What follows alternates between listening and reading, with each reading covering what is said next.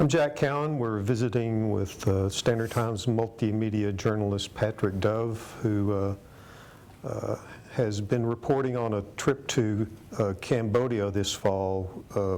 He went there with local business owner Toro Vaughn, who was returning to his native country for the first time since he fled the Khmer Rouge as a child, and returned for his father's funeral.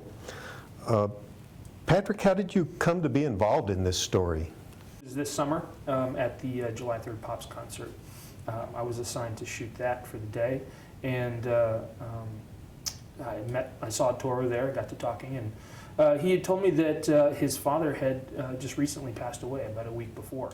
And he was telling me about not being able to go back for the initial funeral. It was going to, both he and his brother and his sister, they all own businesses, and they have to find replacements for those businesses while they're gone, and they couldn't find replacements for them. So the rest of the family was able to make it. There's 9 children in all in their family. Everyone else was able to go except 3 of them, and they said, well, why don't you just come for the funeral, the second funeral. And typically there's a second funeral that happens on or about 100 days after the death of your loved one. And so Toro said, okay, I'll do that. Being the good friend that he is, and he said, just offhand, you want to go with me? And I guess anytime anybody asks you to go halfway around the world with them on a trip that would be could be life-changing, you always say yes. So I said yes, just jokingly, and he said, okay, I'll make some phone calls and I'll talk to my family. What was the family's reaction to having this 6'3" American journalist so totally immersed in what really is a very private moment? It was odd and exciting all at the same time, because it's not very often that they have a big West Texan come into your home and sleep on your floor and eat the same food that you do and that kind of thing. So they were very warm and accepting, and I'm very grateful for that. What are the 1 or 2 most memorable incidents from the trip that you'll tell your grandchildren one day? I would say probably one of them would be going to the Tulsa Genocide Museum. It's similar to the Holocaust Museum in Washington, D.C., except at this particular museum, this was the location. These were the group of buildings where all of the atrocities were happening. In 1975, the Khmer Rouge took over the country. And basically what they wanted to set up was this agrarian utopia. So they emptied out all of the cities and put everybody to work in the fields farming. And they basically deconstructed every institution, all the schools, hospitals, governments, anybody who was educated or had any kind of intellect at all were considered enemies of the state.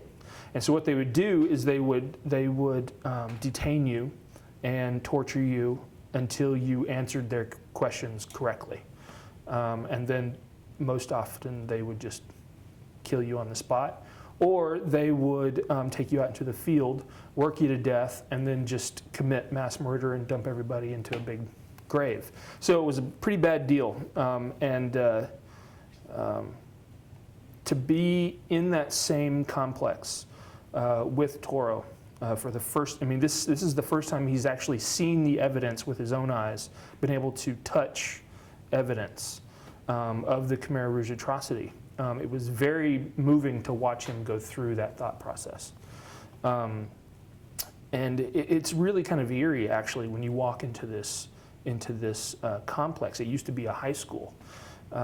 So this complex is in the middle of Phnom Penh, which is the capital city of Cambodia. And you walk into the stone walls. The stone walls still have the razor wire that's on top of them.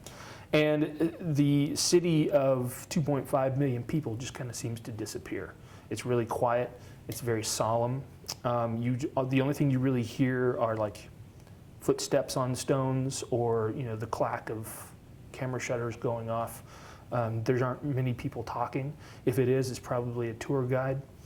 And walking into those rooms with all of the photographs of the prisoners and the individuals that were executed there was a tough day. It was a tough way to start the day. The second instance that one of the things that happened that was one of my most favorite little times while I was there, it was late one night, and we were at Toro's mom's house. And there's no furniture in his mom's house at all. You socialize, you eat, you prepare your food, you sleep on the floor. And we were upstairs, and we got to talking, and they started bringing out all these little household items that they wanted me to say in English so that they could say it back and they could practice and that kind of thing. And there's this one little old 82-year-old lady who's been a friend of the family ever since the family was in Site 2 camp, refugee camp in Thailand. Her husband, I believe, had been killed during the war, and she herself, I think, had somewhere around 10, 12 kids herself. Just this little tiny, petite little grandmother. And she loved, I guess, reciting back the English word to the object that I was saying. And it would be, there were probably, I don't know, 15, 20 of us up there. And I'm sitting in the middle of all of them, and they're bringing me items to say. And her favorite word was pillow. That was her absolute favorite word. I don't know why, but she loved it. And just this little tiny circumstance that happened, we decided we were going to be done, and it's time for bed, so we all kind of went off into our own little corner of the room.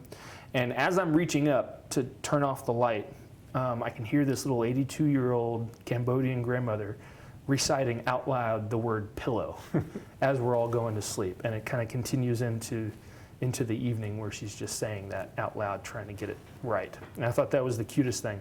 You've had time to absorb it all now. Have you been able to tell yet what the experience has meant to you personally?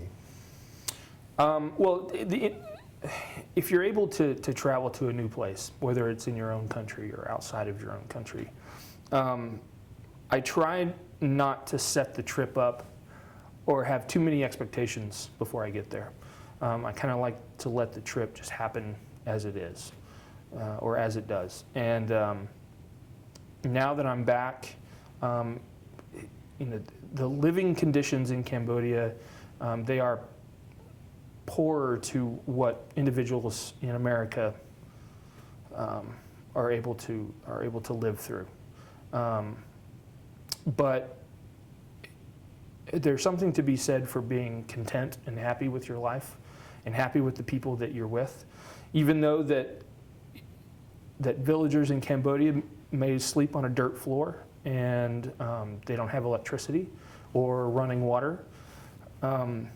They are some of the happiest individuals that I've ever met, and they're very gracious and they're willing to do anything for you. And I think that's probably the thing that I'll take away the most from the trip.